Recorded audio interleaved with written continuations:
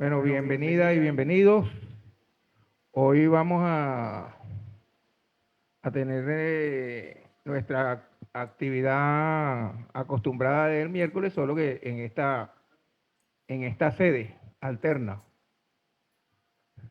Eh, y sería la última de este año. Mm, Se trata de hacer un foro sobre lo que fue la campaña en defensa de la Guayana Esequiba y el fin de esta campaña, que fue el referéndum consultivo del 3 de diciembre de este año.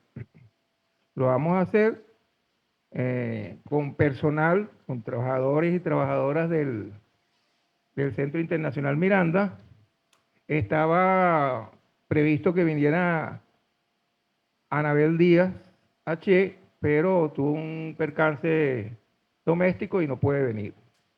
O sea que ahorita estamos aquí como el club de Toby, pues, ¿no? Vamos a tener unas intervenciones acerca del tema que les dije y después ustedes participarán haciendo preguntas o pequeñas intervenciones. Las preguntas no van a ser por escrito, van a, van a venir aquí, para que quede registrado desde un ángulo aquí, van a hacer su intervención. Nosotros ya conocemos quiénes son los participantes del foro y a petición a solicitar propuesta de David, lo vamos a hacer en orden de edad. O sea, primero Eduardo, después David y después yo. El mayor, no, el capitán. Vamos a hacer entonces esas intervenciones. Y además, la propuesta que hicimos era para que esta es una sede alterna, pero también sirve mucho porque aquí están las y los trabajadores del Centro Internacional Miranda, ¿verdad? Quienes participaron de manera efectiva en todas las actividades que correspondieron al CIN en la campaña para la defensa del Esequibo. Estuvieron en el punto tricolor, algunos viajaron y estuvieron, pero nada de lo que nosotros hicimos, los ponentes que tuvimos ahí, o los moderadores y las moderadoras, nada de lo que se hizo hubiera sido posible sin el personal del CIN, ¿verdad? El otro día yo sacaba una cuenta, nosotros tenemos aquí 65 trabajadoras y trabajadores más o menos, 74. Hicimos más o menos 6 actividades. Yo no me imagino, bienvenido el camarada Domingo Medina Gutiérrez.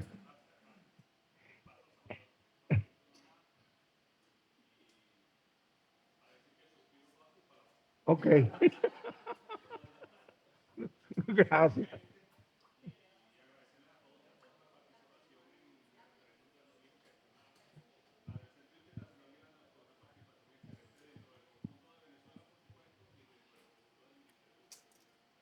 Perfecto. Y yo le decía a la y los compañeros que si uno hace una cosa de esas locas que hacen algunos estadísticos, algunos matemáticos, nosotros debemos ser una de las instituciones que en promedio por cada 11 trabajadores hicimos una actividad. Hicimos 6 actividades y somos 74. ¿Mm? Y todos y todas participamos, tanto en el trabajo técnico como parte de la audiencia de nuestras actividades. Entonces creo que es necesario que sean ustedes nuestra audiencia objetivo del día de hoy. Entonces vamos a darle la palabra, como ya lo dije, a Eduardo Medina Rubio para que después intervenga a quien corresponda.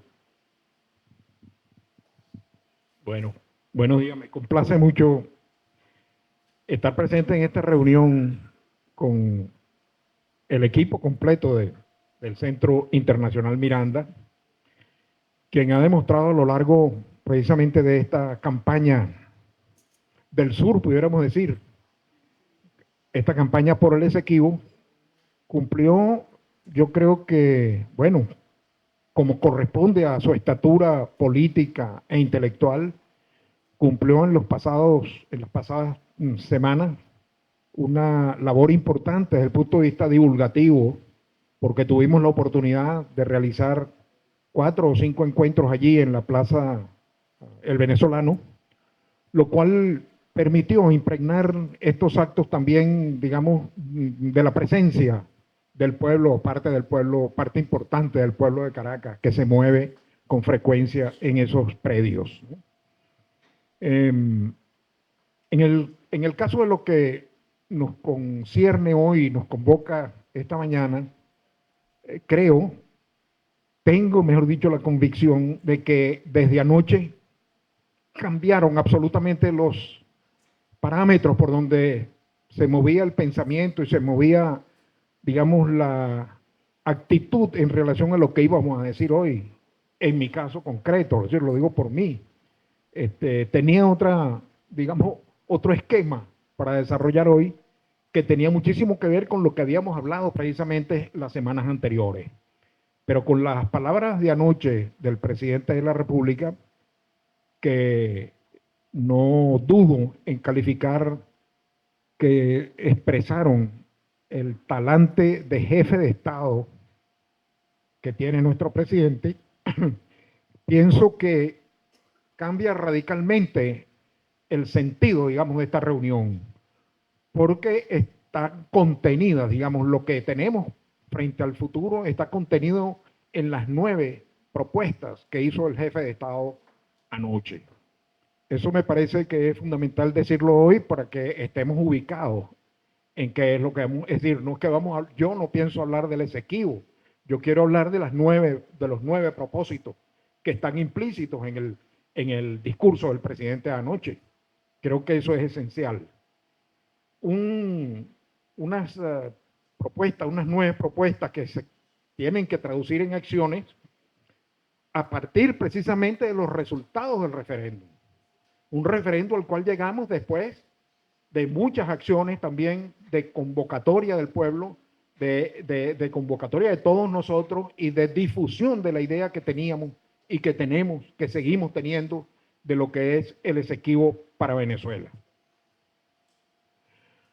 Anoche tuvimos entonces la oportunidad, la mayoría de nosotros, seguramente todos, de ver en televisión una reunión exquisita, diferente, nueva, que pudo concurrir allí la Asamblea General del Consejo Federal de Gobierno, el Consejo de Estado y el Consejo de Defensa de la Nación.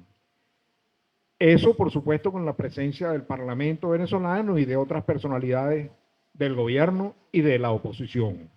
Un acto convocado con la intención precisamente bien clara de que es una acción de gobierno que requiere no solamente de aquellos que están más cercanos al gobierno y ya pegados al gobierno, sino de todo el pueblo venezolano. Esta es una acción que exige realmente la acción y el compromiso de todos los venezolanos. Sirvió para hacer esa entrega de las propuestas y acciones a partir de los resultados del referéndum SIGO, un referéndum que nos permitió tener la certeza de la mayoría, de la opinión mayoritaria del pueblo venezolano, de la opinión mayoritaria del país. A pesar de los, de los lamentos de algunos personeros de la oposición y de las mentiras que quieren propagar a partir de las redes, creo que ya ha sido suficientemente aclarado lo que han significado esos resultados, ¿no? Imposible poder, digamos, ocultar, es como aquello de querer ocultar la luz del sol con el dedo. Bueno, ese debate de anoche, por decirlo de alguna manera, porque fue la presentación, las propuestas del presidente, realmente tocó la fibra nacionalista del país, que a mí me parece importante destacar. Resultó ser un paso para avanzar en la senda de la unidad y de la prosperidad de la nación, porque ese es un costado de la nación que significa en buena medida parte importante de la prosperidad futura del país. Inevitable para mí mencionar lo que ha sido la presencia de la ExxonMobil, una empresa petrolera en ese costado del país, y su abusiva y grosera presencia apoyada por el gobierno de Guyana, pero que podemos ver a partir precisamente de lo que ha sido los resultados del referendo y ahora lo que fue el resultado de las proposiciones de anoche, pues vemos cómo se están recogiendo velas de manera importante, porque se trata precisamente de una empresa, como lo conversaba hoy en la mañana cuando veníamos hacia acá, y una empresa no se juega su capital y sus intereses de manera tan sencilla. Entonces lo están pensando también. Pero por otro lado entiendo que lo están pensando también, que lo ha pensado, que le ha tocado de alguna manera esa fibra al gobierno de Guyana. Y en ese sentido debo destacar que recojo en las noticias de hoy que Irfan Ali, el jefe de Estado de ellos, presentará quejas, es lo que él dice. Va a presentar quejas. Bueno, yo creo que lo que le falta es presentarle quejas al Santo Cielo.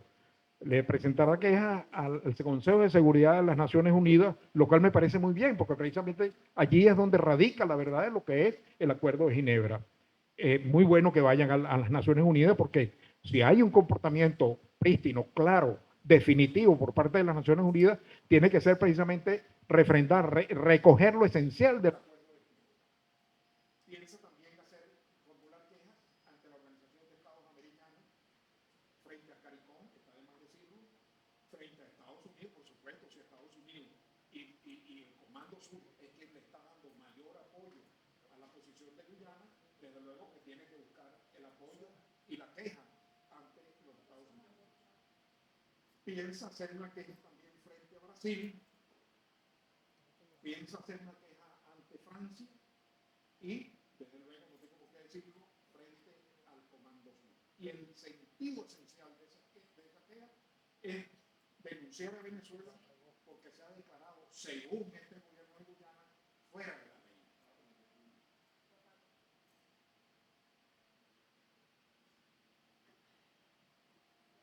Decía entonces que el sentido y la motivación, según el presidente de Guyana, es que Venezuela se ha colocado fuera de la ley.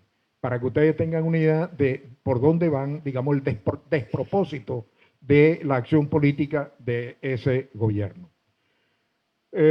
Por lo demás, creo que con las propuestas de ayer, de anoche, de parte del presidente de la República, se los coloca en una especie de un antes y un después de lo que ha sido la historia de las relaciones, de lo que ha sido todo el proceso histórico que ha marcado precisamente las relaciones entre Venezuela y Guyana. Por eso creo que el debate de hoy tendríamos que centrarlo en los 9 propósitos. Es simplemente una proposición. En ese sentido me pareció útil leerles lo que han sido, lo que son estas 9 propuestas, ¿no?, del presidente de la República. ¿Me permiten un segundo?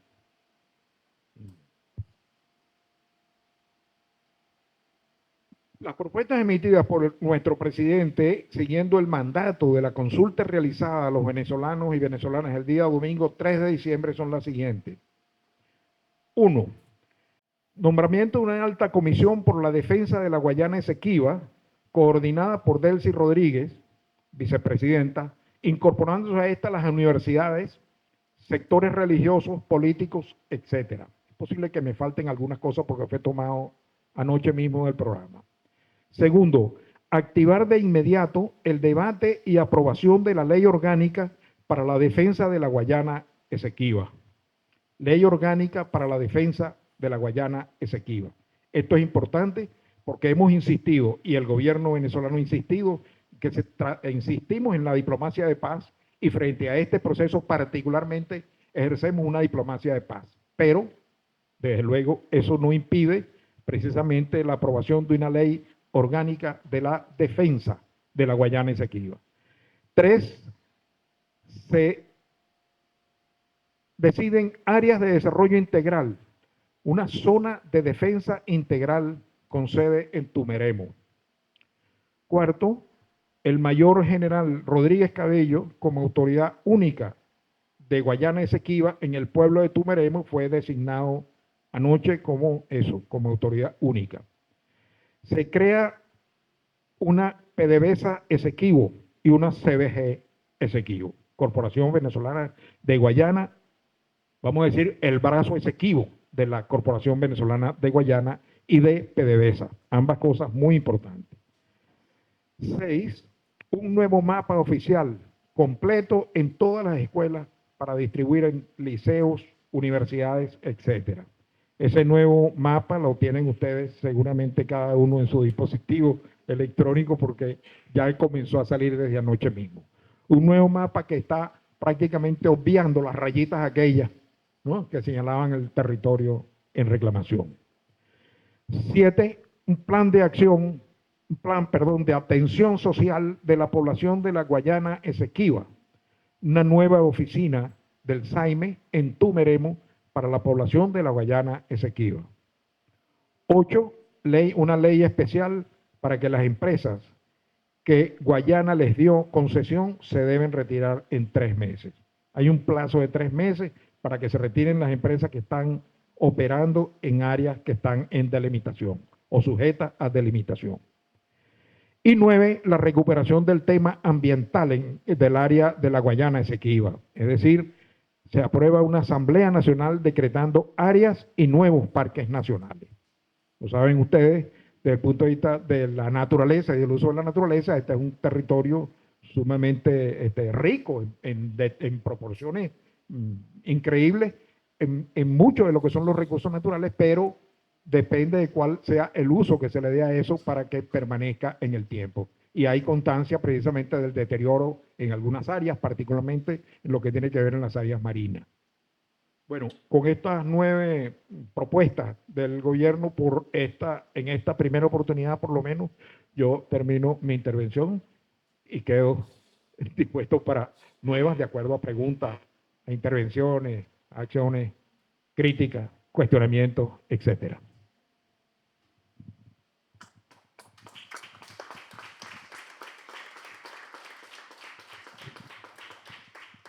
Bueno, gracias, Eduardo. Ya yo anoté aquí hay algunas cosas para el foro cuando me toque como parte de la audiencia. Y voy a corregir un error. A mí se me había olvidado que después de Eduardo me toca a mí. Eh,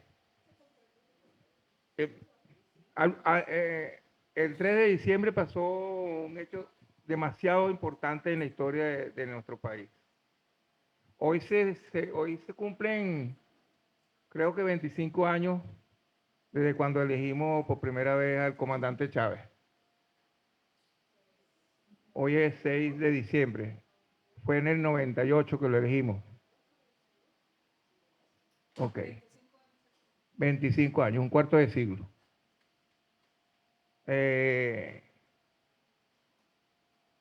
No sé, un alto porcentaje de quienes estamos aquí participamos de esa elección. O sea, para decirlo en términos de... Fuimos bendecidos y bendecidas por haber participado en esa actividad electoral. Bendecidos en los términos en que lo diría Chávez, ¿no? Chávez corrigió alguna vez, dijo que él no era cristiano sino crístico. En ese sentido, nosotros, este pueblo, tuvo una de sus mejores demostraciones que se podían haber hecho en lo que es la política de paz. Y es la que hemos mantenido después de ese suceso. Chávez venía de una actividad, de una acción que buscaba los mismos objetivos, pero era una acción violenta. Chávez corrigió. Hubo otros y otras quienes también estuvimos en acciones violentas y después corregimos. Sin embargo, esta es una revolución pacífica y armada. El 3 de diciembre tuvimos una participación de 10 millones. Este es el más reciente boletín que tenemos. Tuvimos una participación de 10.431.907 personas. Había en ese momento el 98.16% de la transmisión ya procesada. En ese momento ya teníamos superado el 50% del patrón electoral. Una demostración popular, consciente. Y fue consciente porque participamos, hicimos una campaña que no fue una campaña electoral, fue una campaña de intercambio de saberes, fue una campaña de formación, ¿verdad? Ya empezamos cuando hicimos las ponencias, cuando el comandante, creo que se graduó de comandante ya, el comandante Nicolás Maduro Moro hizo aquella clase magistral y se logró algo inédito en esta revolución, que fue la unidad nacional. En ese momento, a partir de ese momento, nosotros le dimos carácter de campaña, no, pero no electoral, sino una campaña emancipadora, una campaña liberadora.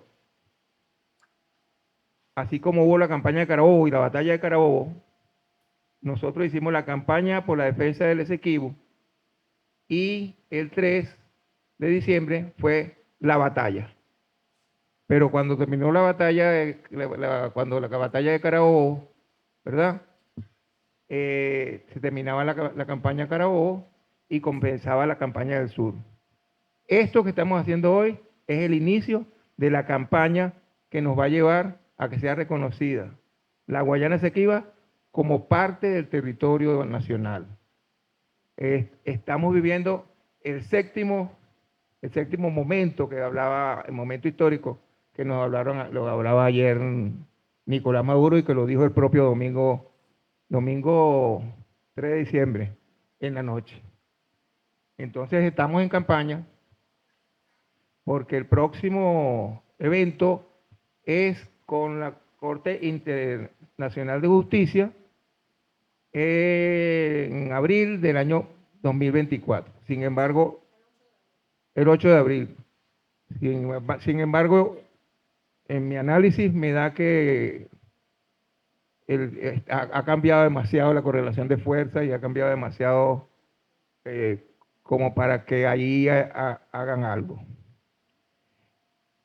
Esos millones que tuvimos nosotros, esos 10 millones, que un político venezolano que pertenece ni siquiera a la picaresca, sino un mal comediante, un cómico malo. Capriles Radonsky decía que los 10 millones había que dividirlos entre 5 y que eran 2 millones. Pero además lo dice Capriles Radonsky, y él él llamó a votar. O sea que si fracasamos nosotros en el llamado a votar y nada más fueron 2 millones, él es un fracasado más. Y más fracasado porque él es el que cree que sabe. Entonces, ¿cómo se distribuyeron esos votos? Por la pregunta número 2, que dice, ¿apoya usted el Acuerdo de Ginebra, etcétera? El 98.26% de los que votaron dijeron sí en esa pregunta. Mientras que el no fue de 1.74, menos de 2%. Pero nos dice que el pueblo favoreció, aunque un pequeño porcentaje, pero favoreció ir al Acuerdo de Ginebra.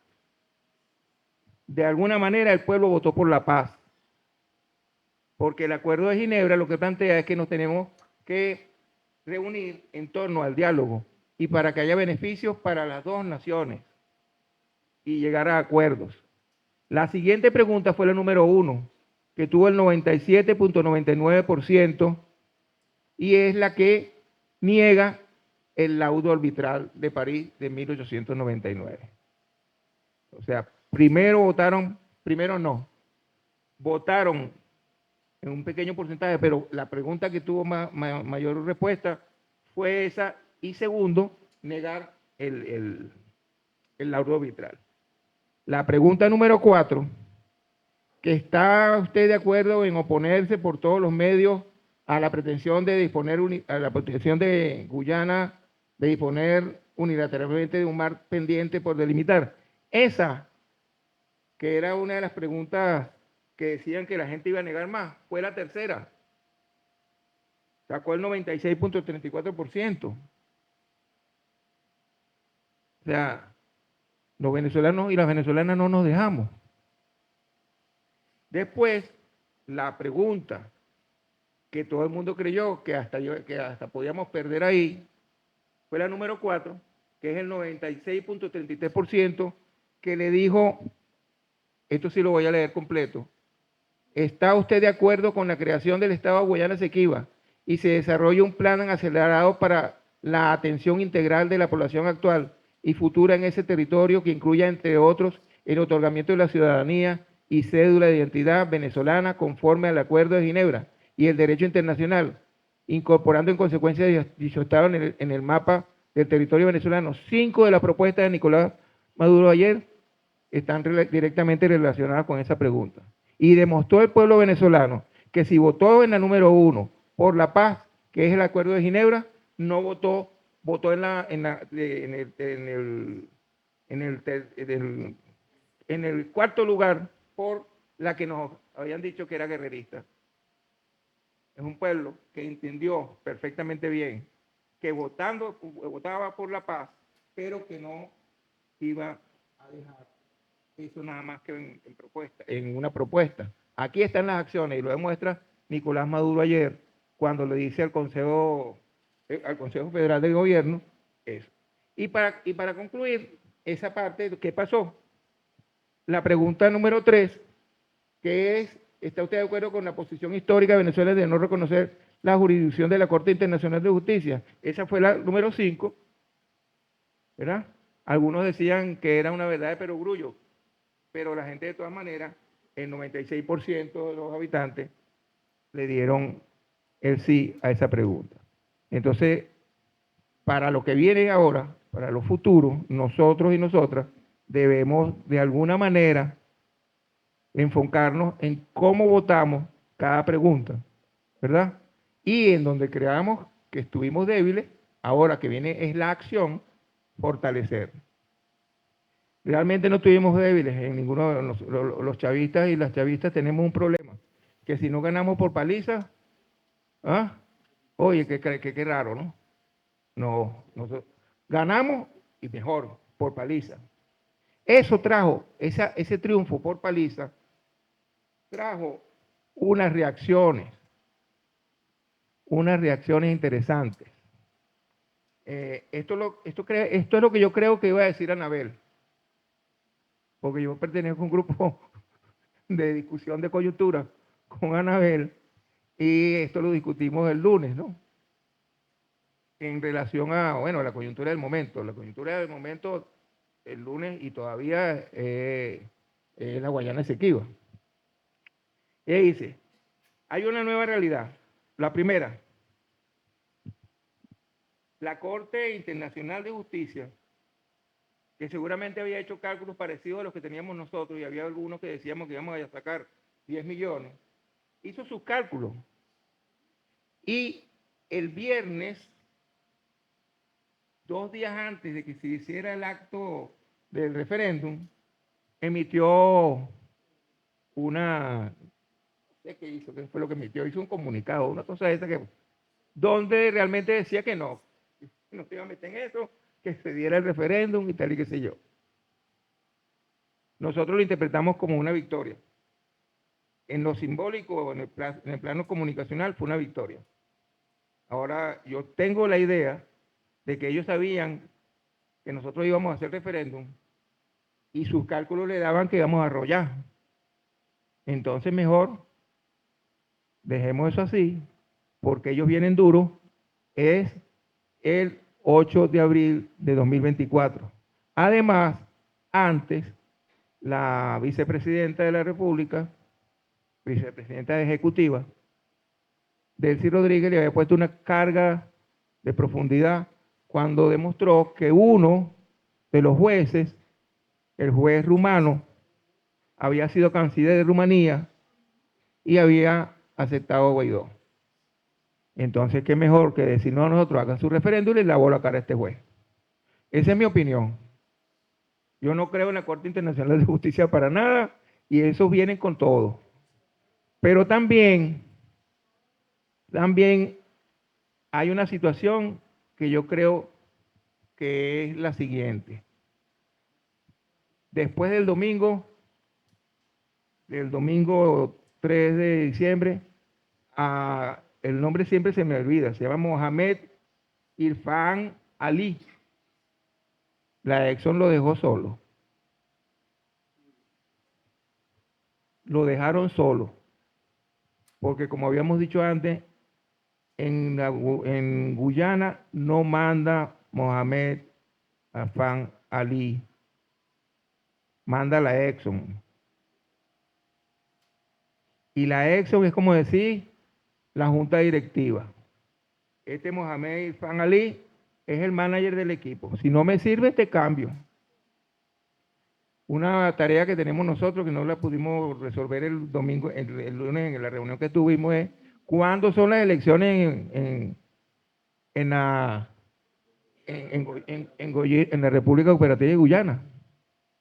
¿Podrá la Exxon cambiar el manager o no lo podrá? Y si no puede cambiar el manager, ¿qué pasa? Hay uno de los objetivos es hacer una ley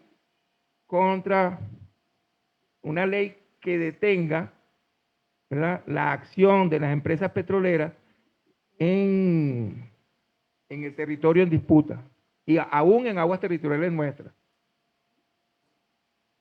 Tienen 3 meses para resolver el tema. Una de esas empresas es China y sale en la lista. Ok. Paralelamente a todo lo que estaba pasando, tenemos que entender que la OPEP se está viendo afectada por las extracciones que están haciendo en las extracciones ilegales y antisoberanas que se están haciendo en el territorio en disputa, porque no le permite establecer la franja de precios de petróleo, que es una creación de Hugo Chávez Frías y que fue mejorada cuando se crea con el gobierno de Nicolás Maduro la OPEP Plus. Rusia acaba de decir que va a trabajar con la OPEP Plus, que lo va a relanzar, porque este tema no es nada más que por la Guayana Esequiba, sino que es un tema de la guerra del petróleo. Y aquí, bueno, también esta mañana un experto de una de las comisiones de la Comisión de Energía de la Asamblea Nacional decía que las ganancias de la Exxon, a propósito de esto que está haciendo, son, bueno, 27.000 millones de dólares, una cosa así. Pero en la bolsa ha bajado 3 puntos. Hay una contradicción interna, entonces ahí. Vendo más, gano más, pero la gente no compra mis acciones. Más bien, las vende más baratas. Y para finalizar esta parte, hay 2 cosas. Mohamed Irfan Ali pidió una reunión y creo que ya la realizó con Díaz-Canel. Díaz-Canel es el presidente de Cuba, todos lo sabemos, pero también forma parte de el ALBA y de CARICOM. No, Cuba no. Sí. Sí, bueno, forma parte del CARICOM. Sí, es verdad, sí. Bueno, ¿qué pasa ahí? Él pidió esa reunión para que Díaz-Canel mediara. Y si eso no es lo que pide el Acuerdo de Ginebra, ¿qué es? Luego, pidió una reunión con Lula. Tal vez de este continente, los 4 presidentes más cercanos a Venezuela, los 3 presidentes más cercanos a Venezuela sean Díaz-Canel, Lula y Ortega, Daniel Ortega. Pero a Daniel Ortega no lo van a consultar. Que dicho sea de paso, el sábado pasado se cumplió el plazo y ya Nicaragua no está en la OEA. O sea que tiene una posición. Muy bien. Entonces pide esas dos reuniones para que intervengan, ¿verdad? Para que medien. Ajá. Y no se media, sino a través del diálogo. Y eso es lo que pide el Acuerdo de Ginebra. Y aquí está lo que dijo esa noche Mohamed Ifan Ali. Dio un giro en su discurso llamando ahora a los venezolanos vecinos, amigos, hermanos y hermanas, y pidiendo que no apunten sus armas en contra de Guyana. Expresó que la prosperidad de Venezuela y Guyana juntas son la prosperidad de la región. Somos un país pacífico, no andamos en guerra, somos amor y unidad.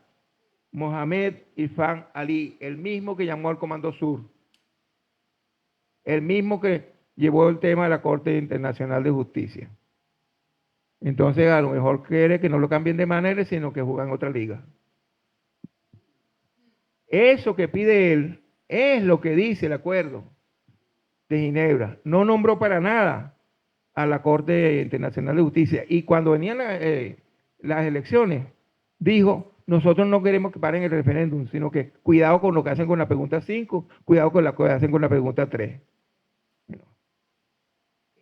Hay contradicciones internas entre las empresas de petróleo, donde la Exxon es la mala de la partida, para ellos, para nosotros también, y hay contradicciones internas en Guyana, cuando el único que declara es Mohamed Ifan Ali, a pesar de que nosotros habíamos dicho en nuestras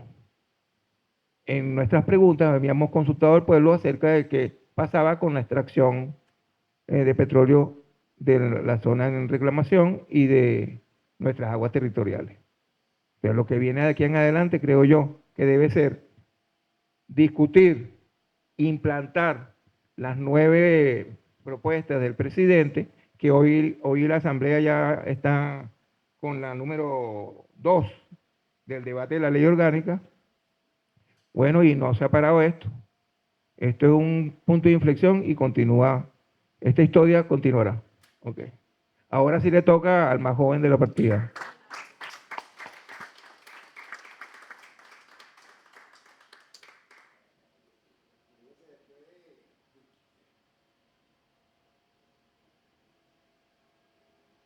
Después de escuchar a estos dos jóvenes, me corresponde a mí. Fernando tendría alguna respuesta para esto. ¿No? Primero agradecerles a todas y todos por estar acá. Este encuentro de hoy ratifica lo que hemos hecho durante todos los últimos años, que es la formación sociopolítica de nuestros servidores y servidoras, y además de las actividades que desarrollamos en nuestros espacios de impacto social, de interacción social, en la Casa de la Historia Insurgente, en el Punto Tricolor, y donde nos ha correspondido interactuar. Yo particularmente había visualizado como preámbulo de mi participación una expresión que escuché de un inglés del siglo XIX, Lord Palmerston. Él dice, las naciones no tienen amigos ni enemigos permanentes, sino intereses. Y es que durante este proceso que hemos desarrollado en Venezuela, hemos observado todo el desarrollo internacional, todas las posiciones internacionales, y quizás podríamos fijar posición. Pero yo particularmente como operador psicológico del ejército, visualizo que estamos en medio de una guerra, aunque la gente no, o de una pugna de carácter cognitivo, que requiere de cada uno de nosotros una comprensión de todos los eventos que van sucediendo con un espíritu crítico. Y eso es un poco lo que el Centro Internacional Miranda ha fomentado durante estos años, la formación de un espíritu crítico, que no seamos tan superficiales en nuestras percepciones. Y es que lo que estamos viviendo de alguna forma es una forma de guerra. Y una forma de guerra que se traduce o que tiene su origen desde el punto mismo en que los ingleses generaron a través de unas pequeñas casitas o establecían comercios en nuestras zonas del Tamacuno, en nuestras desembocaduras del Orinoco. Ellos empezaron suavemente a hacer una penetración en nuestro territorio con un objetivo claro. El objetivo no se cumplió. La Guayana, nuestra Guayana Esequiba, no representa realmente el objetivo británico. Y fíjense que en estos días reflexionamos en la universidad que en este momento, cuando se desarrollan los conflictos, cuando se inicia la incursión inglesa, ellos veían que había tres elementos. Uno de ellos era el idioma, otro la geografía, y el tercer elemento que ellos consideraron como relevante era la religión. Ellos son protestantes y nosotros católicos. Entonces ellos evaluaron, y según algunos autores, como el propio profesor Brito Figueroa, ellos evaluaron la presencia de los irlandeses del norte, los católicos, como una forma de penetración que incorporaban los elementos religiosos. Y allí aparecen algunos próceres de nuestra independencia. Belfort Hinton Wilson, que fue decán del Libertador, el general Oleari, que de alguna forma tuvieron presencia en nuestras zonas de Guayana, en todo lo que refería a la Guayana, y manifestaron la importancia estratégica que para el futuro iba a representar esta región, no por el petróleo, sino por los recursos minerales.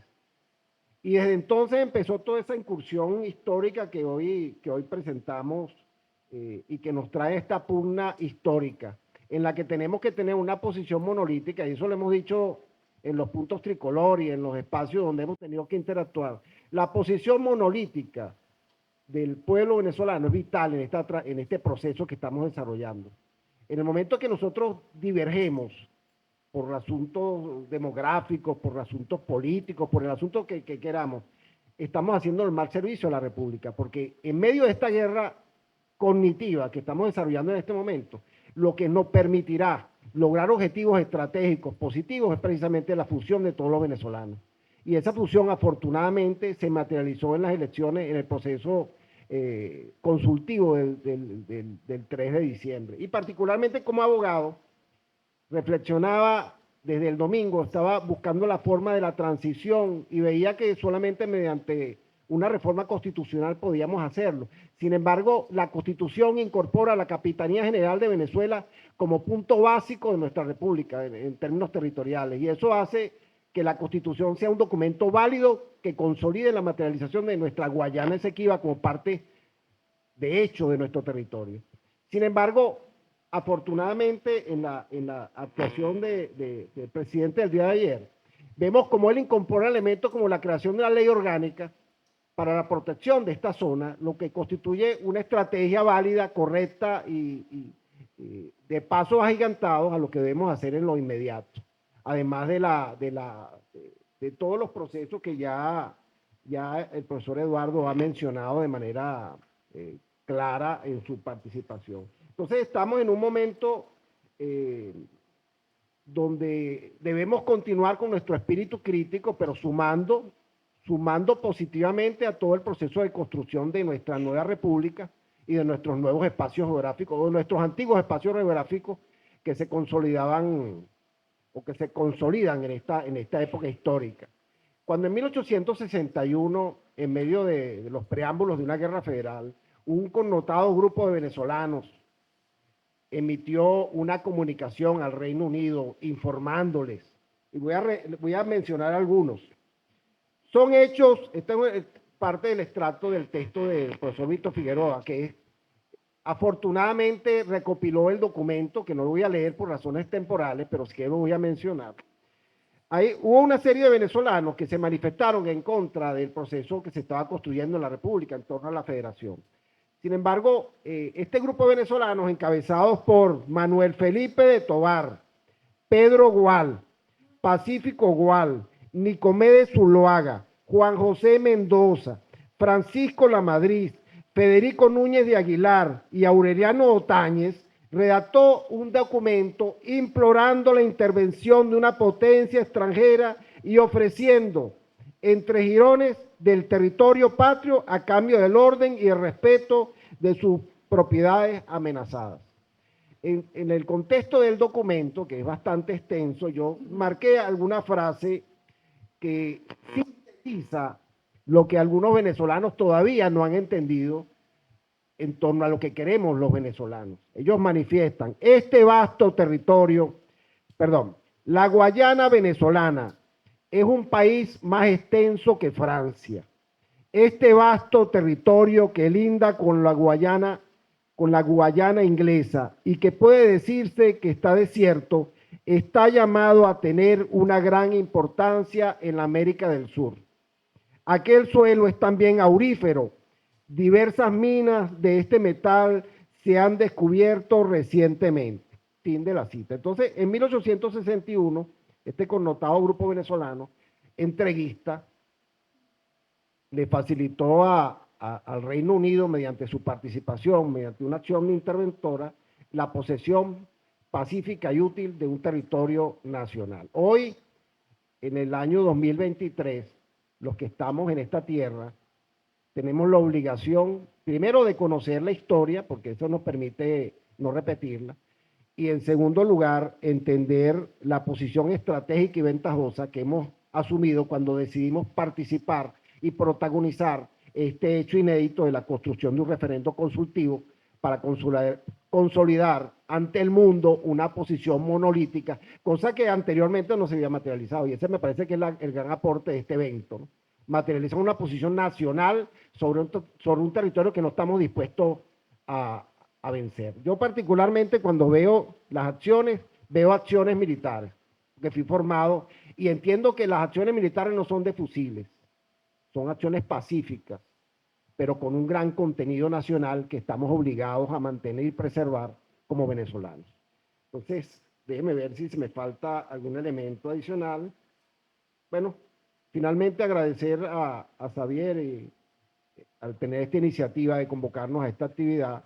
En nuestro transitar por el territorio nacional, hemos encontrado jóvenes, mucha juventud con unas energías inquebrantables que nos siembran la esperanza que el futuro por venir pues tendrá la consolidación de un hecho histórico preciado y valorado y necesitado por todos los venezolanos, donde entendamos que nuestro territorio nacional es nuestra alma, es parte de nuestro espíritu como venezolanos, que estamos obligados a preservar y a garantizar para nuestros herederos, para nuestras nuevas generaciones, con el mismo ímpetu, y a los que debemos entregarle este mensaje como gran regalo para que preserven nuestra territorialidad y nuestra nacionalidad. Muchas gracias.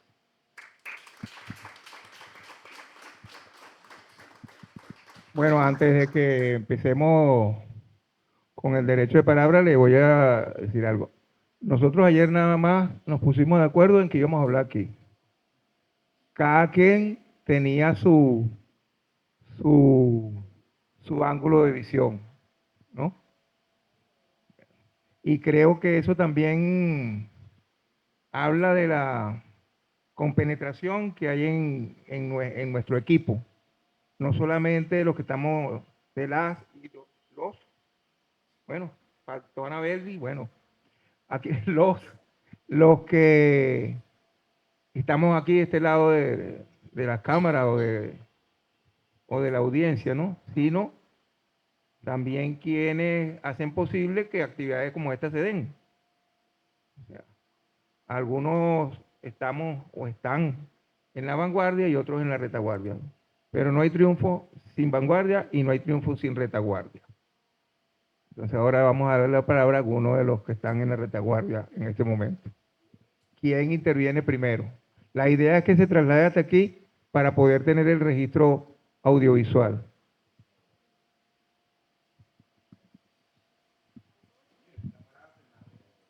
Gracias.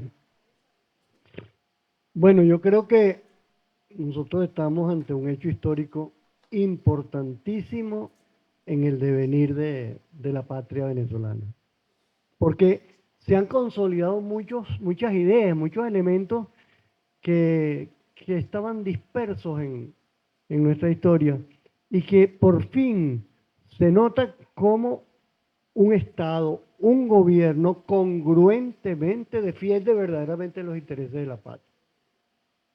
Por ejemplo, el hecho del referéndum consultivo Fue un hecho que consolida la democracia participativa y protagónica, que está en nuestra Constitución como uno de los derechos fundamentales del pueblo venezolano. El poder del pueblo se manifestó, la voz del pueblo se manifestó. La voz del pueblo dijo claramente que la soberanía hay que consultarla. Eso que dice la derecha, esa derecha que es heredera de lo que dijo David ahorita, María Corina Machado es heredera de un Machado Zuluaga que está ahí, o el Zuluaga, Nicomedes Zuluaga, etc. Y vemos como esa derecha, Leopoldo López, Enrique Capriles, ellos están defendiendo sus intereses, no los intereses de la patria, sus intereses de clase, sus negocios.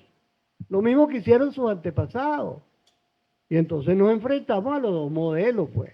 El pueblo con su voz defendiendo sus intereses, los intereses más sagrados, que son la libertad, la igualdad, la confraternidad, la igualdad de todos los venezolanos, y ellos defendiendo sus intereses de clase.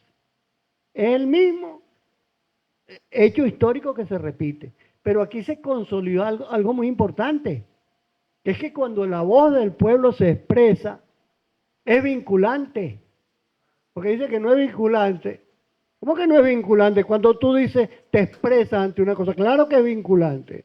Ahora, la Corte Suprema Internacional de Justicia no es vinculante porque nosotros no la reconocemos. Ahora, cuando el pueblo dice, sí, hay que tomarlo en cuenta. Y entonces una de las cosas importantes es que esto no fue un saludo a la bandera. Esto ya está siendo vinculante.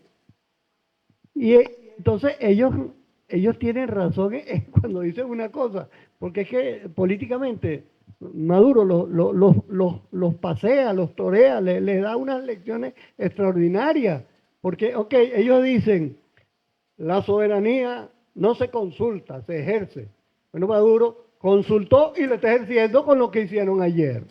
Se está ejerciendo, se están creando leyes y se está actuando. Y cuando se actúa, simplemente se está ejerciendo la soberanía. Pero había que consultarle al pueblo porque el máximo poder de la patria radica en el pueblo. Y lo que dice el pueblo se ejecuta. Por otra parte, no quiero seguir tanto en relación a lo que dice David, que sí estamos en una guerra ideológica, en una guerra de posiciones, en una guerra estratégica, desde el punto de vista social, desde el punto de vista económico, desde el punto de vista político, y la estrategia es fundamental. Afortunadamente estamos en manos de gente muy estratégica que a cualquier circunstancia le encuentra una salida. Y estas son salidas muy útiles que están dando lecciones a nivel latinoamericano. Le están diciendo, por fin los pueblos latinoamericanos y nosotros a la vanguardia nos enfrentamos al dominio y a la hegemonía de los poderosos del Imperio Británico, de los Estados Unidos, de quien sea. Y da la impresión, así desde lejos, que ellos como que se están dando cuenta. Porque esa hegemonía norteamericana o estadounidense, por supuesto, su ideología está basada fundamentalmente en el dinero. Es decir, cuánto gana, eso es lo que vale. Y no me extrañaría que las empresas reculen un poco y digan, no, vamos a hacer que esta gente se ponga de acuerdo y entramos ahí también a negociar y a producir y a ganar dinero, porque eso es lo más importante para ellos. A ellos no les importa la condición social de los latinoamericanos, a ellos no les importa que la pobreza crítica en Guyana, por ejemplo, que es enorme. A ellos no les importa, lo que les importa es el dinero que puedas ganar. Entonces, a ellos tampoco les conviene una confrontación ni bélica, ni que ya tuvieron bastante con lo que están perdiendo con la guerra de Ucrania. Y con el conflicto que tienen en Medio Oriente, eso le ha costado dinero. Y un Estado como el estadounidense, que basa sus políticas en el dinero fundamentalmente y todo lo demás es secundario, cuando ven que están ganando menos, también se ponen en las estrategias de cómo se puede arreglar esto, cómo nuestras empresas pueden entrar por la buena sin que haya ningún enfrentamiento y sin que haya es decir, que se pare pues la posibilidad de intervenir y de ganar sus réditos, que es lo que les interesa. Y para concluir, yo estoy desde el punto de vista personal y creo que todos estamos igual, y creemos más o menos lo mismo, que este es un proceso ordenado en lo legal, en lo social, en lo político, en lo estratégico, y que vamos en buen camino. Porque la solución no es enfrentarnos a Guyana ni invadir a Guyana, sino la solución es a través de la diplomacia de paz, a través del orden, de lo lógico, de lo legal, de lo social y de lo político, ponernos de acuerdo y llegar a soluciones que llenen las expectativas de ambos países. Esa es la salida. Yo pienso que no hay otra salida. Perdón.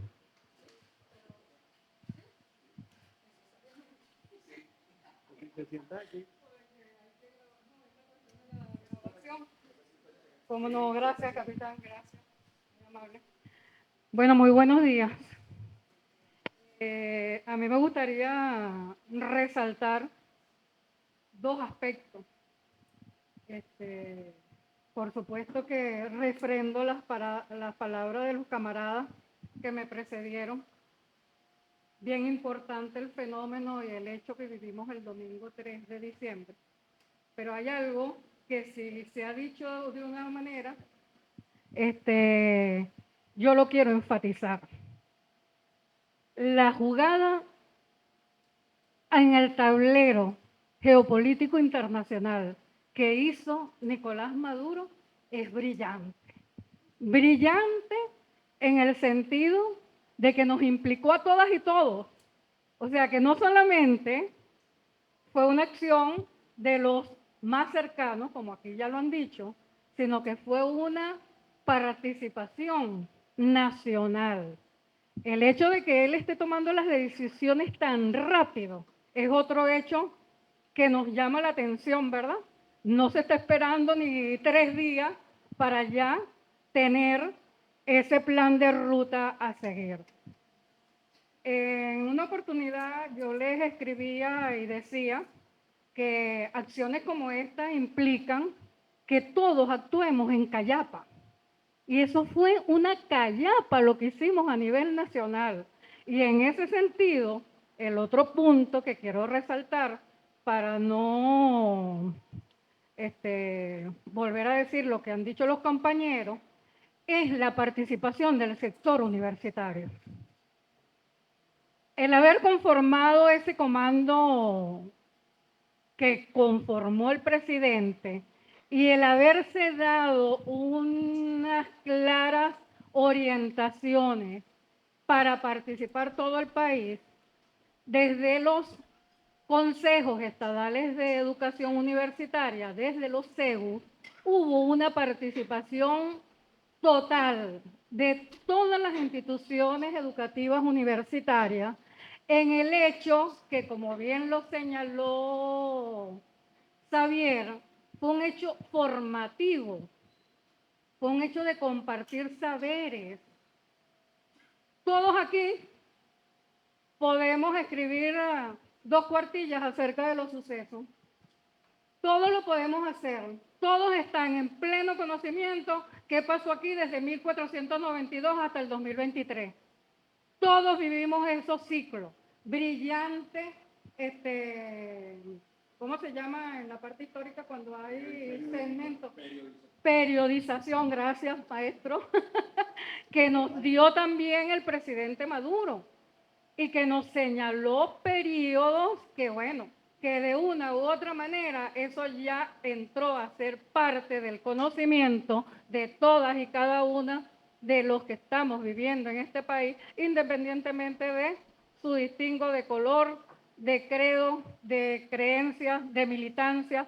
Todos estamos al tanto de información vital para poder actuar. Entonces, hoy, más que nunca, conocedores de todos estos procesos que hemos vivido, entonces estamos dando un ejemplo, pero un ejemplo no solamente al país, un ejemplo al mundo de lo que se hace cuando queremos llegar y llevar una diplomacia de paz. Entonces, para mí, esto ha sido dos aspectos fundamentales. Todos abocados en ese proceso formativo, podemos hacerlo con otros procesos, ya hemos demostrado que sí podemos, y cuando el interés de la patria se superpone, todos debemos salir adelante. Gracias. ¿Quién más va a intervenir? Saturno y después Richard.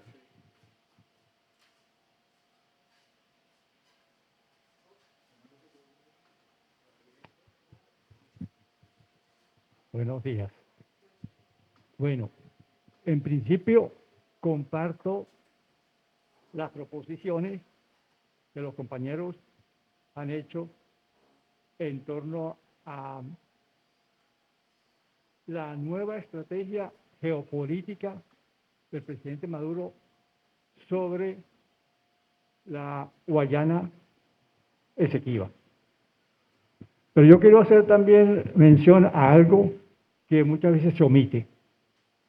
Fueron 10 millones de votantes en favor del sí.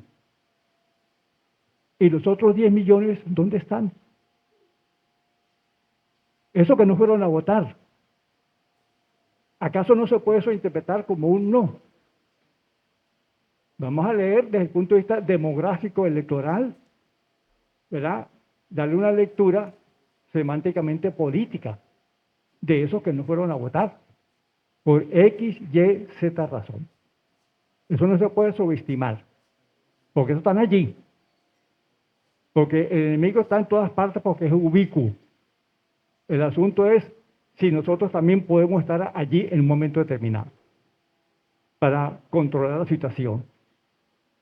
Es decir, hubo una mayoría desde el punto de vista del padrón electoral de 51% favorable, aunque no tanto porque hubo más de 100.000 votos nulos también, pero esas son razones técnicas. Y lo que yo estoy planteando no son razones técnicas, sino políticas.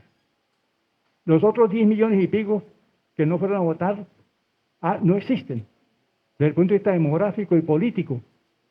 Están en la sombra desde este punto de vista, pero están allí. El otro aspecto es que cómo es que los anglosajones escriben la historia o la historiografía. Los anglosajones, incluso los británicos, norteamericanos, no escriben la historia del pasado hacia el futuro.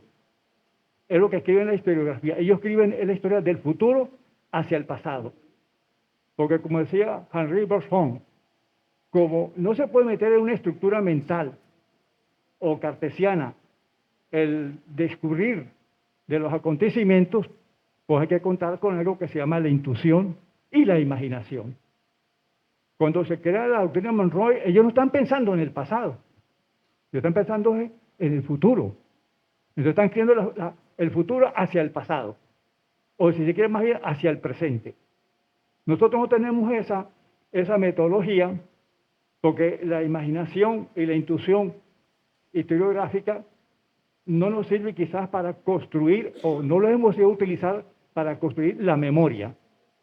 Los Estados Unidos y la Inglaterra construyen la memoria desde el futuro hacia el pasado, porque utilizan mucho la imaginación y la intuición. Entonces, hay que tomar en cuenta que lo que ha empezado ahora no es una guerra, porque la guerra es simplemente continuada, simplemente que ha habido altibajos y cambios en el aspecto quizás diplomático, en las conversaciones, etcétera, etcétera, etcétera. Pero no creo que la cosa ahora sea tan más fácil que antes, porque en el escenario internacional, el norte global tiene un poder casi omnívodo, muy superior, no solamente en términos cuantitativos y cualitativos, desde el punto de vista económico, financiero y militar, que el sur global. Los Estados Unidos cuenta hoy día, junto con como la fuerza militar más letal del planeta. Ellos mismos lo dicen, el Departamento de Estado lo dijo recientemente. Somos los más letales. Y eso no es una bravuconada, que eso es verdad. Pero Israel, que es su imperialismo, también una fuerza letal que ha acabado con más de 15.000 personas palestinas gazetíes en menos de 4 semanas. Eso no puede ocurrir incluso con Venezuela. ¿No? Así que hay que ver la cuestión hasta la estrategia militar, no solamente es de operaciones en el campo y en el aspecto de la guerra, sino de qué manera ahora se va a negociar, porque el 60% del territorio del Esequibo es el territorio del Esequibo representa el 60% del territorio de Guyana. Vamos a pensar escribiendo la historia del futuro. ¿Usted cree que ellos van a entregar el 60% de su territorio? Y que los Estados Unidos va a permitir eso. Y que Inglaterra lo va a permitir, y que la Unión Europea. ¿En qué porcentaje se va a negociar? Fíjate que en las medidas del presidente anoche está involucrando a la burguesía. Porque está hablando de inversiones, está hablando de capitales, está involucrando a la burguesía venezolana para que ellos entren en ese negocio. Fíjate que ahí no está hablando ahí de socialismo ni de revolución, de burguesía, tienen que entrar allí porque es parte del proyecto nacional. A mí me parece una estrategia formidable. Yo lo hubiese hecho también. ¿Ve? Ahora, en cuanto a las universidades, yo tengo muchas dudas. Yo no creo que la Universidad Central, que la Universidad Santa María, la Universidad Simón Bolívar, la Universidad de Carabobo, Mérida, el Zulia, se vayan a involucrar, que no sea por la vía del negocio, pero no por la vía política. Porque uno sabe cómo están funcionando esas universidades de cara y durante más de 25 años se han opuesto a cualquier proyecto político revolucionario. Y además ellos llamaron a no votar. Casi todas esas universidades. Las otras universidades que han sido creadas más recientemente por la Revolución Bolivariana tienen otro tipo, digamos, de, como dicen los hermanos, Weltanschauung, una nueva cosmovisión política y otra formación distinta a lo que tienen otras universidades. Entonces, ese llamado que hace a las universidades, claro, lo hacen en forma genérica, pero yo no creo que las universidades públicas nacionales, mantenidas por el Estado, ¿no?, se van a involucrar desde el punto de vista de la conciencia política, solo por la vía de los negocios. Yo he hablado con algunos y dicen, no, si hay un negocio yo entro allí. Entonces hay que tomar en cuenta también todas esas variables que podrían a veces, va a ser más complicado el asunto, pero no y más difícil. No por eso no significa que no se vislumbre una solución no tan pacífica como uno cree. No lo creo. Porque están involucrados demasiados intereses fácticos internacionales. Allí está metido Brasil desde hace muchos años, explotando. La misma China, los Estados Unidos y otras potencias europeas. ¿Cómo se va a negociar con cada uno de ellos? Cuando ellos han sido más bien enemigos de este proceso. Y ellos van a ver que este proceso no es un proceso venezolano, sino de el chavismo o de la revolución bolivariana. Ellos están viendo así. E incluso en la universidad la oposición lo ve así.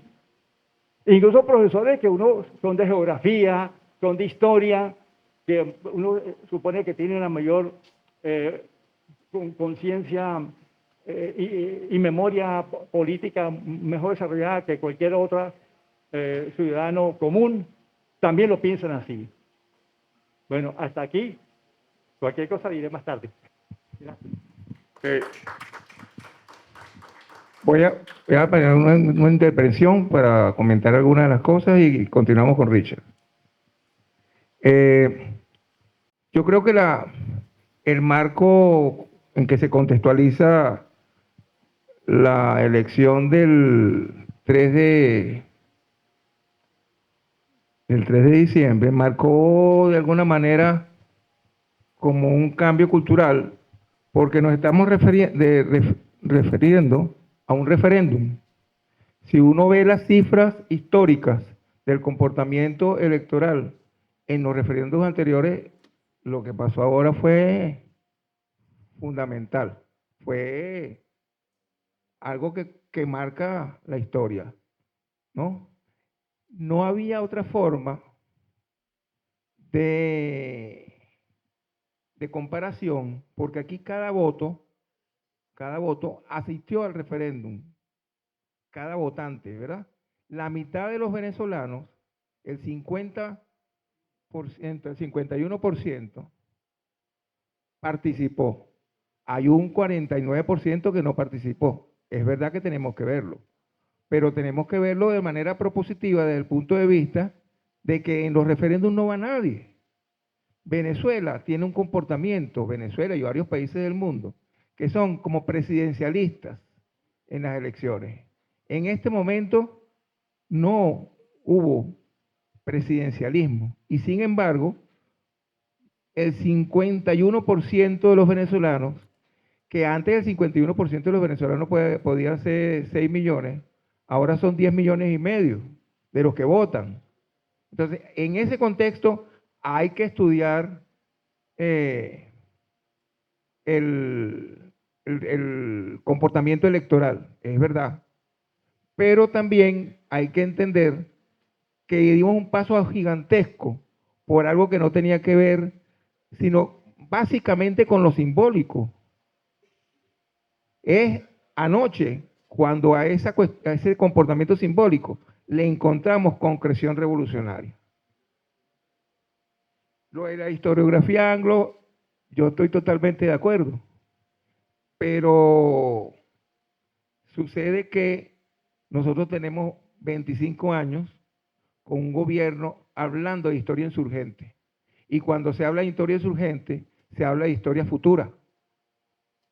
El lugar de enunciación, como dicen algunos camaradas por ahí, no lo ubicamos nada más que en el pasado. Cuando estamos discutiendo ahorita la doctrina Monroe, la discutimos como la aplicación ahorita para defendernos después, o inmediatamente, o a futuro, porque estamos construyendo ese futuro.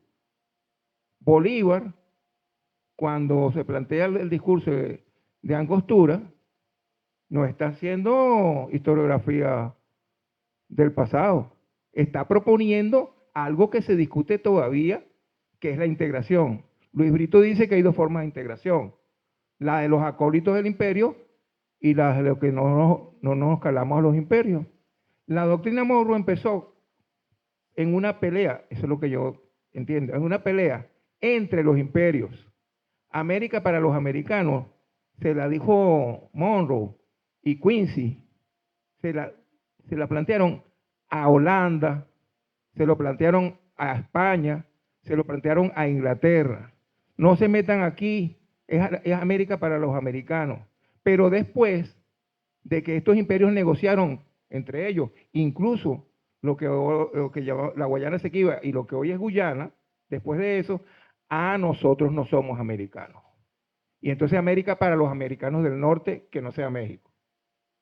El tema de la doctrina Monroe, cuando lo estamos discutiendo, las charlas que nosotros hicimos aquí, lo estamos discutiendo para ver cuál es la integración que nos conviene. Y la integración que nos conviene es a futuro. Y eso es lo que estamos haciendo, totalmente de acuerdo, construyendo memoria. Construyendo memoria. Cuando se elaboran las preguntas y cuando se escribe sobre eso, nos remitimos a lo que pasó, ¿verdad? Pero lo que pasó es lo que nos da fuerza para lo que tiene que pasar. Chávez tenía un concepto de cultura que es bien interesante. Chávez decía, cultura es lo que somos, y lo conjugaba en el plural de la primera persona, lo que somos, lo que fuimos, otra vez el plural de la primera persona, y lo que queremos ser. O sea, lo que queremos ser no es lo que seremos. Seremos lo que queremos ser. Entonces, ahí yo creo que se enfoca esto. Hay críticos de lo que han hecho todos los gobiernos anteriores, inclusive en la primera etapa del gobierno revolucionario en relación al tema Esequibo.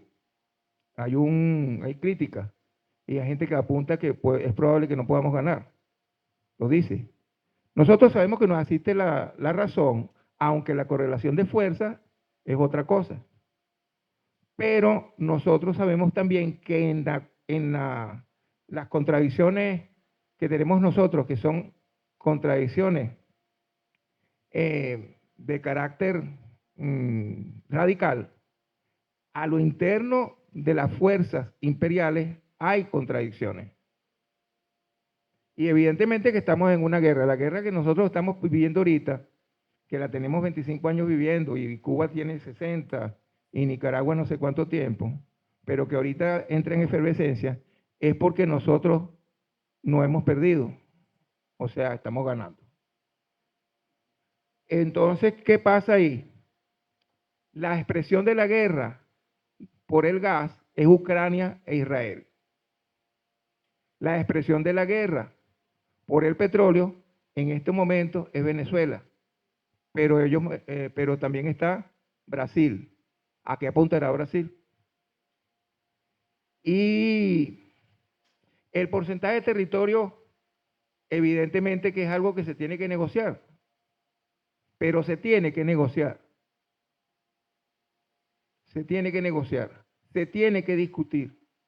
Y a eso está apuntando el títere que tiene la Exxon ahorita en Guyana. Se tiene que discutir. Ahora, las contradicciones internas le dirán a ellos qué es lo que vamos a discutir, qué es lo que tiene que defender el títere de Guyana. Nosotros sabemos qué es lo que vamos a discutir. Nosotros tenemos que saber en dónde vamos a ceder. Hemos avanzado muchísimo más que lo que pudo haber avanzado Argentina en las Malvinas. Argentina fue ahorita acaba de ir una autoridad inglesa para las Malvinas. ¿Y qué hizo el que está y qué va a hacer Milei? Nosotros estamos de otro lado de la historia.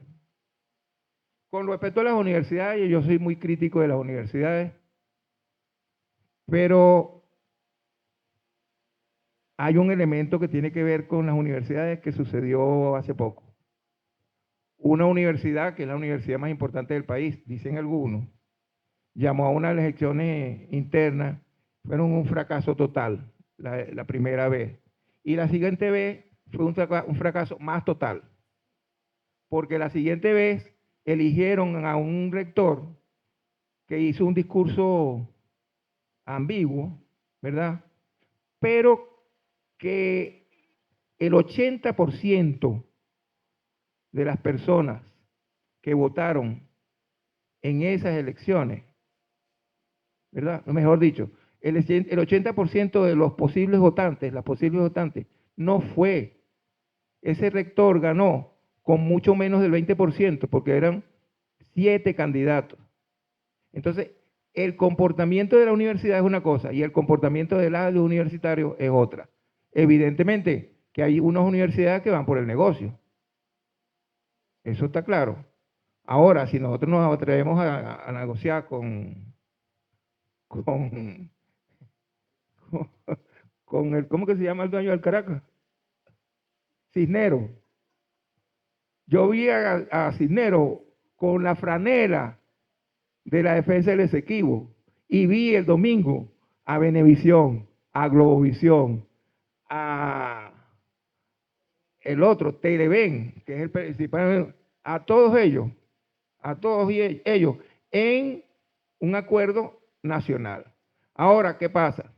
Existen las burguesías nacionales que en Venezuela son mínimas, pero también existe el interés nacional. ¿Por qué el señor Cisneros se mete en eso? Bueno, uno investiga a Cisneros y Cisneros tiene intereses petroleros, pero no tiene intereses petroleros fuera, ¿verdad? Para no tener ningún tipo de problema. En este momento yo creo que estamos en una etapa que decíamos en la época aquella cuando yo me metí en esto, que es la liberación nacional. La liberación nacional y el socialismo, eso no es mecánico. Creo que el avance es grande. Cuando un presidente que fue desconocido por 50 países muy importantes, parece porque hay países importantes y a otros menos importantes. Los 50 esos ¿verdad? Ese tipo fue desconocido y lo apoyó un porcentaje importante de la población venezolana. A que ahora haga un llamado y tenga la respuesta que tuvo, yo creo que ese es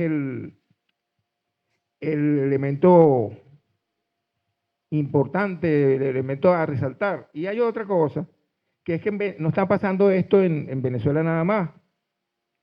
Hay problemas por la producción, hay diatribas internas.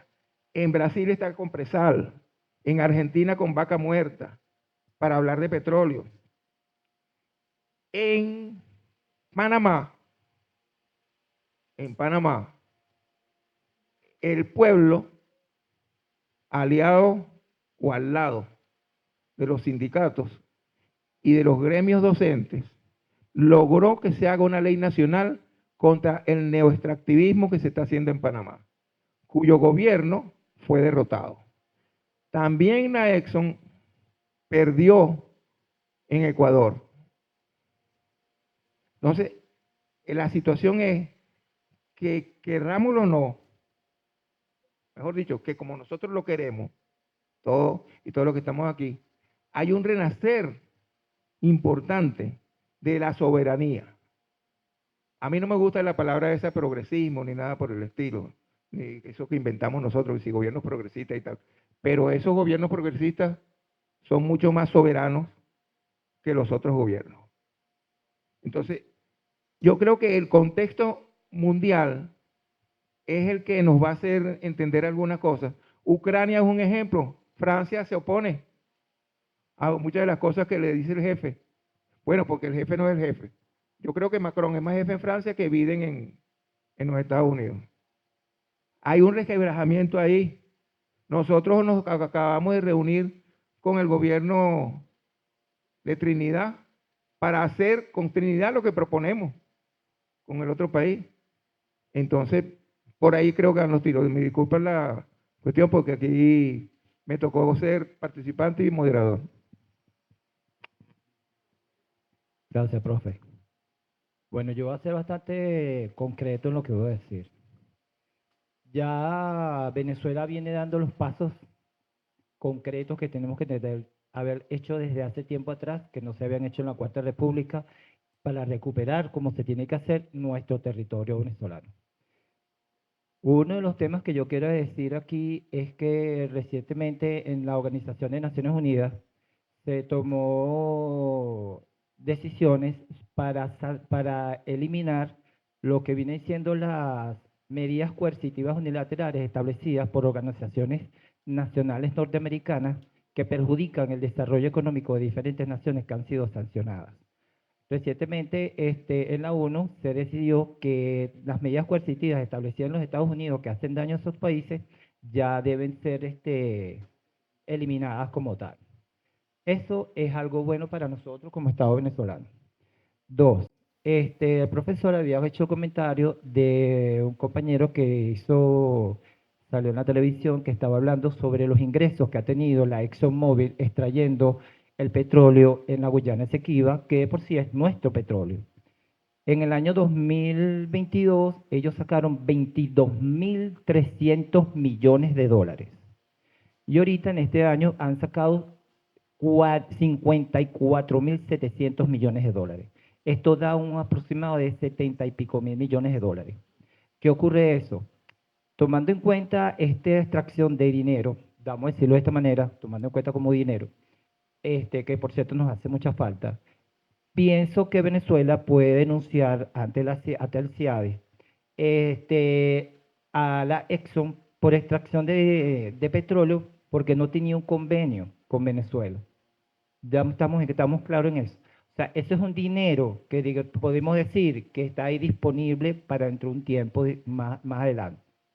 Ahora bien, eso se convertiría más adelante como una especie de reembolso para el Estado venezolano. En este proceso de extracción, el Estado guyanés no está recibiendo ningún tipo de regalías, no está recibiendo un porcentaje por las extracciones de petróleo. Por tal motivo, quien el único que se está beneficiando, digamos que viene siendo el Talalí, el presidente de la República Cooperativa de Guyana. Otro elemento muy importante que nosotros, a partir de este momento que se está llevando a cabo este proceso de recuperación de nuestra Guyana Esequiba, es utilizar los medios de comunicación. El proceso mediático es importante de aquí en adelante. Aunque parezca mentira, existe el dicho, un dicho dicho 100 veces se convierte en una verdad. Entonces, esa es la estrategia que está utilizando la República Cooperativa de Guyana, ¿verdad? Para hacer creer al mundo que la Guyana Esequiba es parte de su territorio. Nosotros los venezolanos en estos momentos tenemos muchísimo trabajo a partir de esto con la recuperación de la Guyana Esequiba. Tenemos el caso particular de los medios de comunicación. Por ejemplo, el Estado guyanés está utilizando a los niños en los colegios para haciendo la campaña de que la Guyana es nuestra Guyana Esequiba es parte de esa república. Y bueno, como todos sabemos, eso no es así. Nosotros, yo recuerdo que cuando yo era niño, que yo estaba estudiando primaria, a partir de cuarto, quinto y sexto y en bachillerato, yo vi muchísimo el tema de lo que era el de la zona en reclamación, el famoso mapa con rayas, ¿verdad? Y yo insisto que hoy día no solamente los colegios deben tratar no solamente eso como un tema, sino que constantemente debe ser el proceso todos los días. Recientemente vinieron unos jóvenes al país donde ellos hicieron un ensayo ante la ONU de la defensa de la Guyana Esequiba. Ese tipo de defensa donde hay jóvenes que en otros países asumieron la postura de que ellos eran como argentinos, ellos asumieron que ellos eran el Estado venezolano, representantes de Venezuela ante la ONU, y otro grupo representó a la República Cooperativa de Guyana. En un ensayo donde hay una defensa por parte y parte. Ese tipo de ensayos que serían excelentes usarlos en nuestros colegios, donde nuestros chicos, nuestros jóvenes, pueden ir sumando ese conocimiento para su proceso de crecimiento y aparte de eso, para generarle más valor a nuestros ciudadanos con referencia a un sentido patriótico. ¿Me explico? Entonces, yo pienso que el uso también de las redes sociales con la población venezolana y los consejos comunales son importantes para poder lograr este tema que tenemos muchísimos años tratando de culminarlo. Entonces yo pienso que apenas hemos dado el paso, para mí, hemos por fin dado el paso ante tribunales, aparte de los tribunales internacionales, el elemento mediático. Ya esto se está viendo en muchos países, ¿verdad? Este grave problema que en Venezuela estamos viviendo para tratar de recuperar la Guyana Esequiba. Hay que resaltar en nuestras publicaciones en las redes sociales que la Exxon es una organización extractivista que no les interesa el beneficio social de ningún pueblo. Por tal motivo, yo lo que le interesa son sus arcas personales, el incremento de su capital, y no les interesa el beneficio de ningún tipo de seguridad social para cualquier población. Ellos están ubicados en diferentes países de latitudes del mundo, donde siguen extrayendo el petróleo de los recursos de muchos países. Y si a ver vamos, hay que tomar en cuenta que sigue el Estado corporativo luchando contra los Estados-naciones. Eso hay que erradicarlo. La lucha corporativa contra los Estados-naciones en la Organización de Naciones Unidas. Bueno, ese es mi aporte por el día de hoy.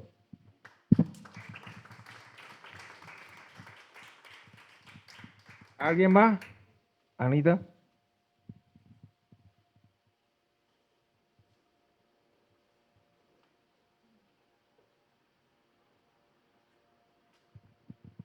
Buenos días. Tomando en cuenta lo que nos dice el profesor Javier, que estamos ante la guerra por el petróleo, ¿no? Y que desde ahí el hecho de que el Estados Unidos esté incorporado o una de sus empresas aquí en nuestro Esequibo, que lo que conlleva precisamente, y como se dijo, a que nuestra OP, que somos partícipes, protagonistas en eso, baje de precio. Todo lo que es el petróleo baja de precios si existe alguna otra persona que esté vendiendo, o algún otro gobierno que esté vendiendo nuestro petróleo a otro precio distinto al acordado en el OPE. Siendo así, y tomando en consideración las palabras que nos dijo el profesor con respecto a una de las premisas que dijo Maduro, la CBJ y PDVSA, la CBG y PDVSA se incorporan en el Esequibo. Seguramente van a mandar a mucha población para allá o algunas personas de PDVSA, pero ahí se tiene que también tomar en cuenta y que ya lo está considerando desde el punto de vista ambiental,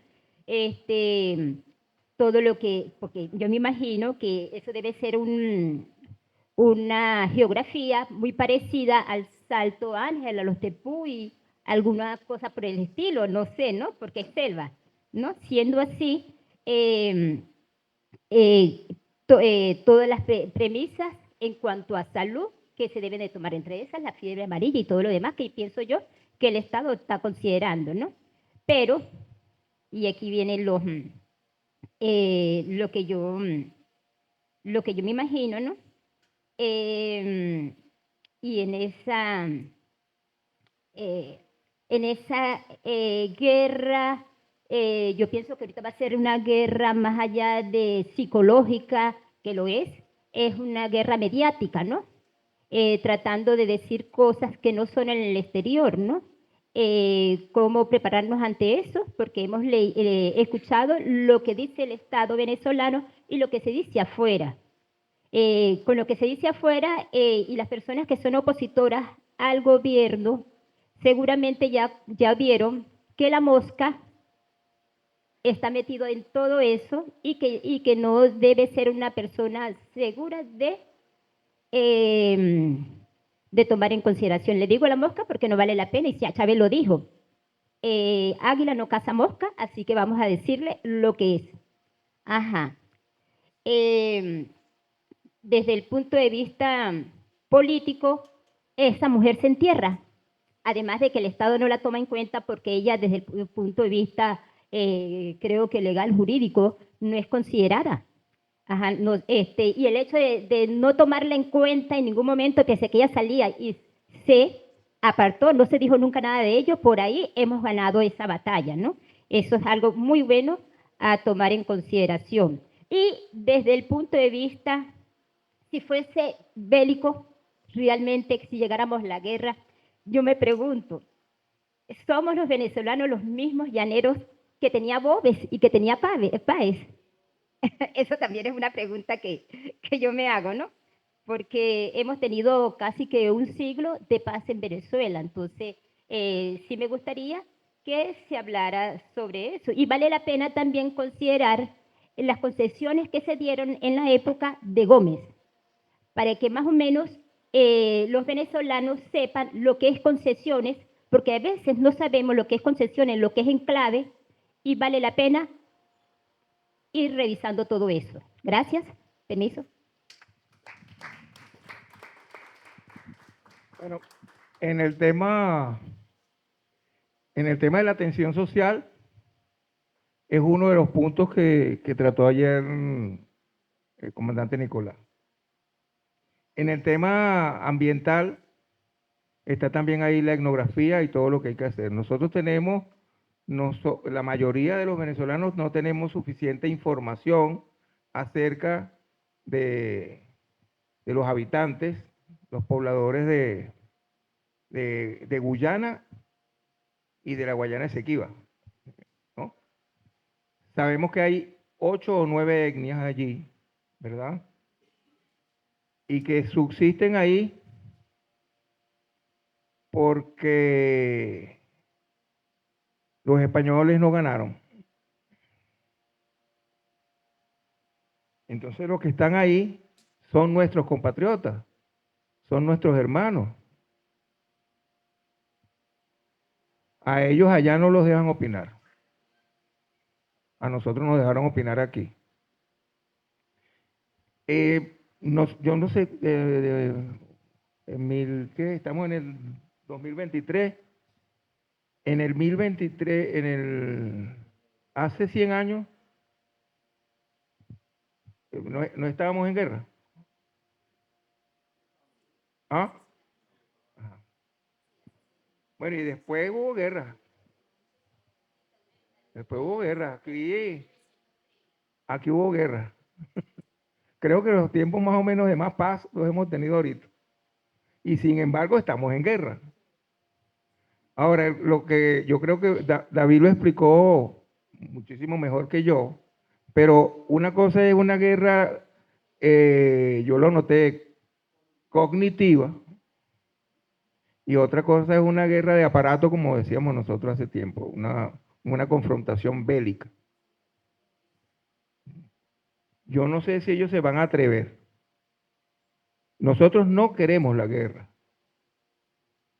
Si nosotros salimos avante en esto, si nosotros triunfamos, tenemos una victoria en esto, es la victoria de la paz. Ahora, los que queremos la paz nos preparamos para la guerra. Así de sencillo. Entonces, ese escenario yo creo que es el último, porque hay otros escenarios ahorita en pleno, ¿cómo que decía Walter Martínez? En pleno desarrollo. Está Ucrania, está la OTAN contra Rusia. Ahorita acaba de firmar un acuerdo Rusia e Irán. Está Israel contra Palestina. Ellos tienen suficiente poder de fuego para eso, pero ahí hay contradicciones también. Este es un tema siempre de contradicciones, de medición de fuerza y de medición de poder de fuego. Una de las cosas que está clara es que ellos tienen un poderío militar importante.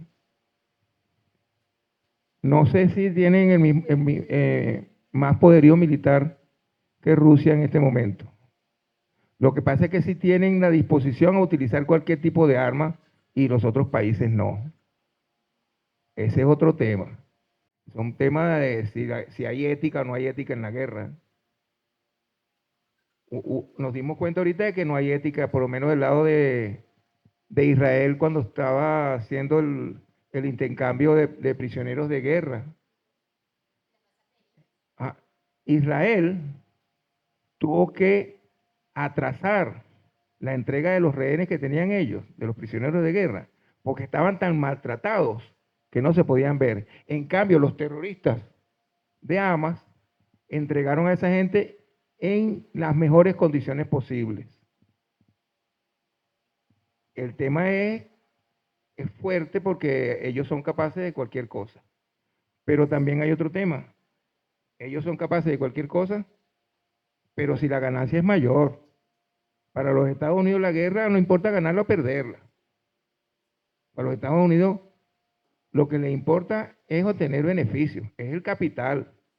Ellos ganaron en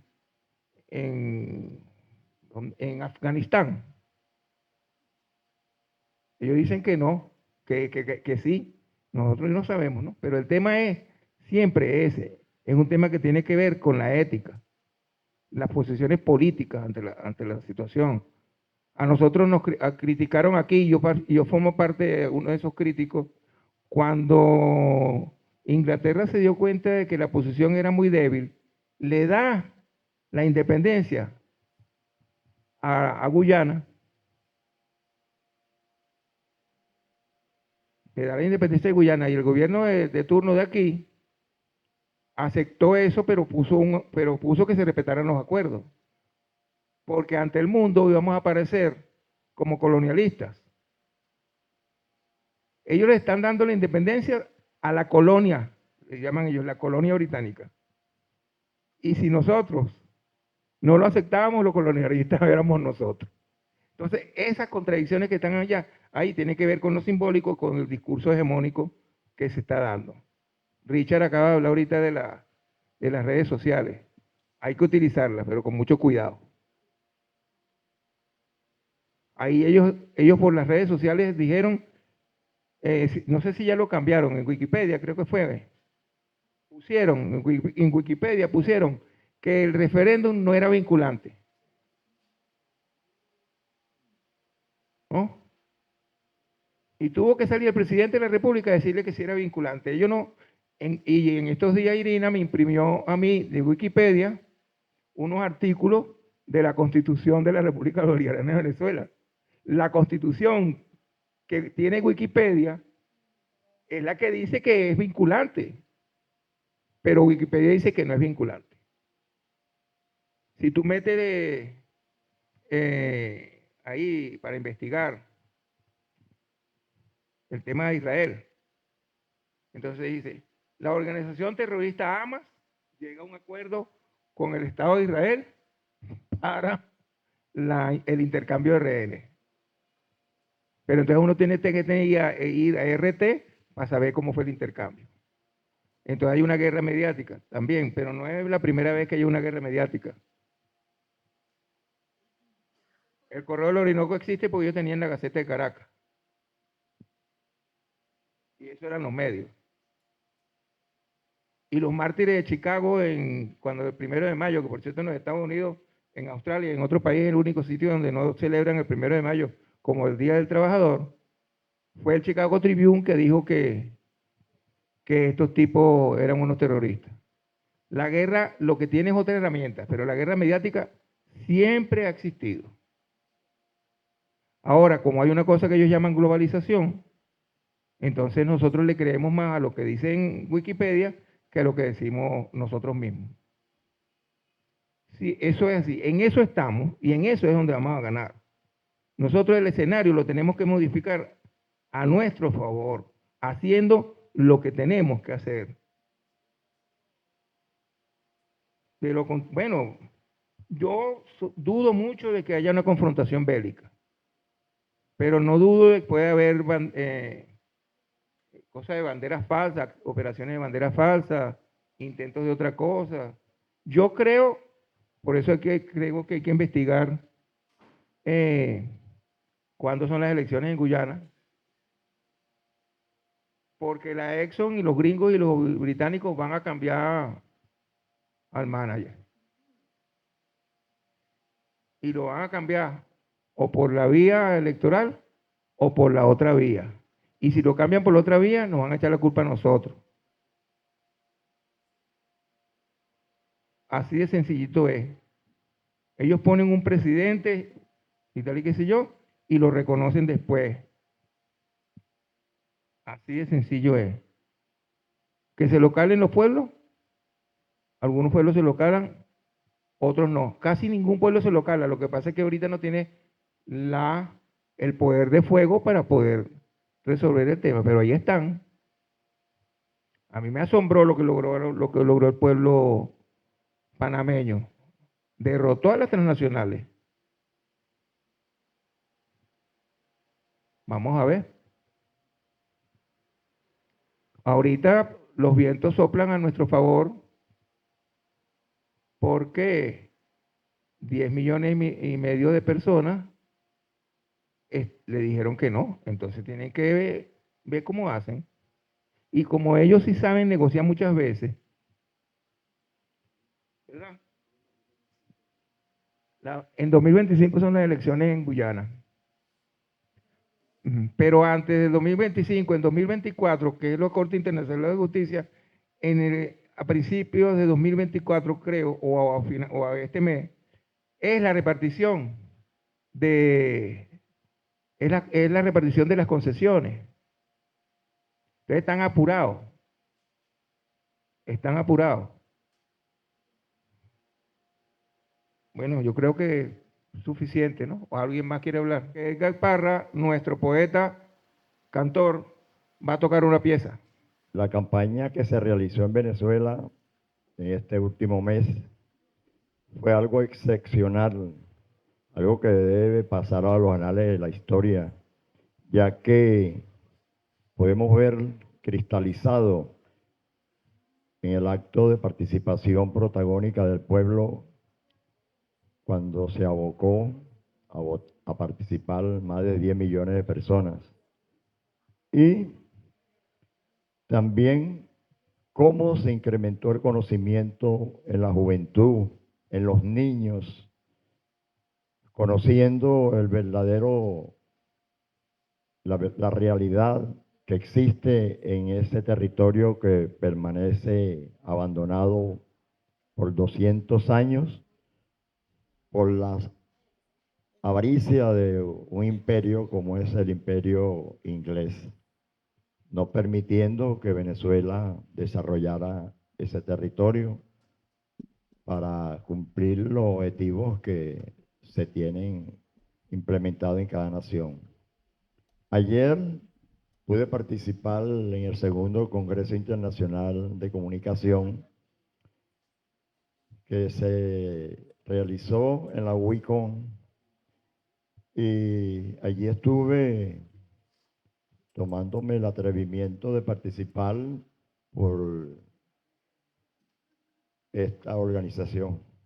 Estuve allí participando por el Centro Internacional Miranda y salieron unas propuestas muy oportunas para desarrollar en el transcurso del próximo año y que por lo menos me anotaron por allí, tengo que estar allí activado para que logremos consolidar la propuesta y no se queden en letra como siempre normalmente transcurría en los anteriores gobiernos de nuestra patria. Algo que se transformó con la llegada del proceso revolucionario, ya que el comandante Chávez, cuando se hacía cualquier organización, tratado, lo primero que hacía era ponerlo en práctica. Igualmente, el presidente Maduro ha dado una demostración de fidelidad a los hechos cuando de una vez desarrolla los planes que se propusieron en las preguntas, 5 preguntas que se realizó en el referéndum, y tenemos que ya está desarrollándose las propuestas que quedaron en deudas allí. Bueno, en verdad que creo que deberíamos darle un aplauso a esa enorme gestión de nuestro camarada Nicolás Maduro.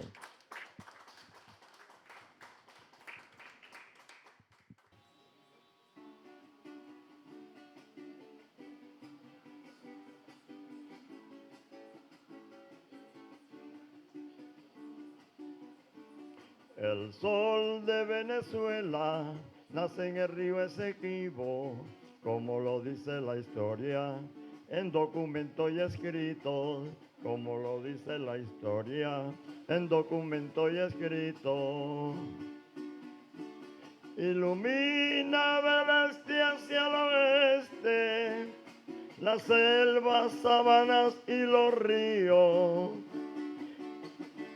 Las selvas que nacen en la montaña dan vida a la fauna y colorido, cubriendo con su manto protector su inmensa costa bañada por sus hijos, territorio dado por la providencia en mi país y nunca será dividido. El sol de Venezuela nace en el río Esequibo, como patria soberana, nuestra llana querida. El sol de Venezuela nace en el río Esequibo, como patria soberana, nuestra Guayana Esequiba.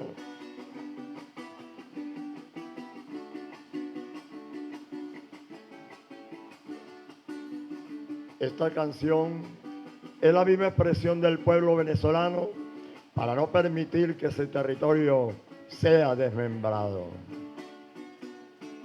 El sol de Venezuela nace en el río Esequibo y describe con su luz nuestro terruño querido, y describe con su luz nuestro terruño querido.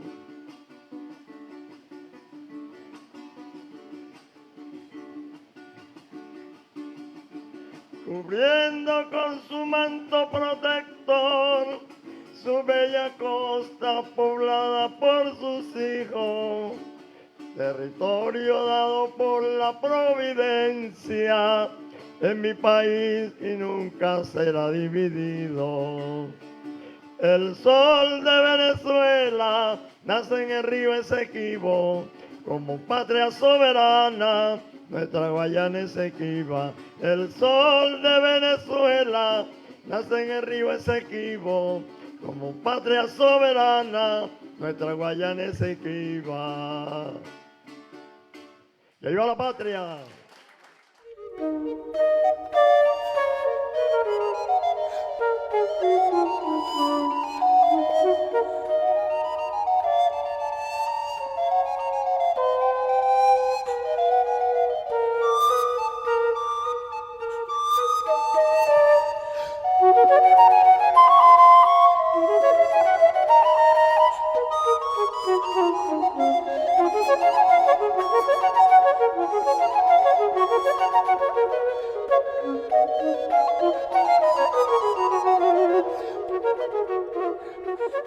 you.